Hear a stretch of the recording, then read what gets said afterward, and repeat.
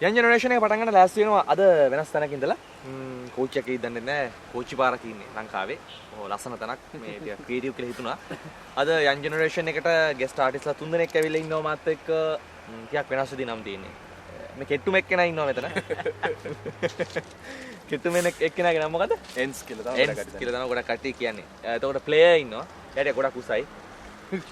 Player ඉන්නවා. කොටමෙක් කෙනෙක් ඉන්නවා. එයා අපි ඉඳලා තියෙන්නේ. එයා කසුම්.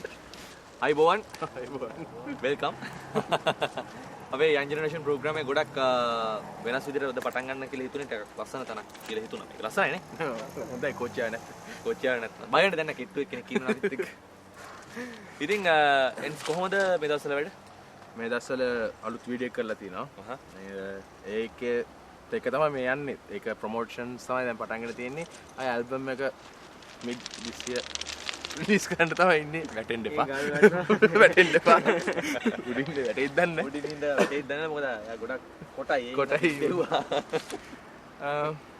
හරි කියන්නේ ඒ වැඩ ටික තමයි යන්නේ ඉතින් ප්‍රොමෝෂන්ස් තමයි මේ පටන් ගන්න තියෙන්නේ ඇල්බම් එක ඉවරයි වීඩියෝස් ටික ස්ටාර්ට් කරලා දැන් ප්‍රොමෝෂන් සයිඩ් එක ඇල්බම් එක කරන්න ගොඩක් කල්ද දැන් අලුත් අවුරුද්දක් ඉන්නේ ජනවාරි මාසේ හින්දාන්නේ කියන්නේ සාමාන්‍යයෙන් ඇල්බම් එකක් කරන්න පටන් ගන්න ජනවාරි මාසේනේ දැන් ඇල්බම් එක කරලා ඉවරයි දැන් අවුරුදු දෙකකට කලින් දැන් අවුරුදු දෙකක් ගත්ත ඇල්බම් එක ඉවරෙන්ද ඒක තමයි දැනගන්න ඕනේ අවුරුදු දෙකක් ඉන්න දැන් තමයි ඒකේ songs වලට මේන් song එකට දැන් වීඩියෝ එක කරලා ඉවර කරලා ඒක ප්‍රොමෝෂන්ස් අනිත් ඒවා පටන් ගන්න තියෙන ඒප්‍රිල් වෙද්දී හොඳ තත්ත්වයක් තියෙයි කියලා හිතනවා ප්ලේ මොකද හිතන්නේ ඇල්බම් එක ගොඩක් වෙනස් ට්‍රැක්ස් ටිකක් තියෙනවා. ඒ කියන්නේ එකම මේකකට නැතුව like දැන් කසුන් ගත්තොත් කසුන්ගේ R&B acoustic tracks තියෙනවා මගේ solo එකක් තියෙනවා අර hip hop වලට එකකට මෙයා වෙලා නැහැ. කොටු වෙලා නැහැ.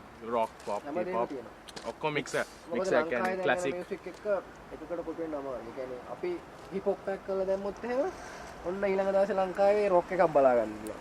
ඒකින්ද ඔක්කොටම හරියන්න දාලා තියෙන ඇල්බම් එකට mix එකක් නිකන් කොත්තුවක් වගේ තමයි.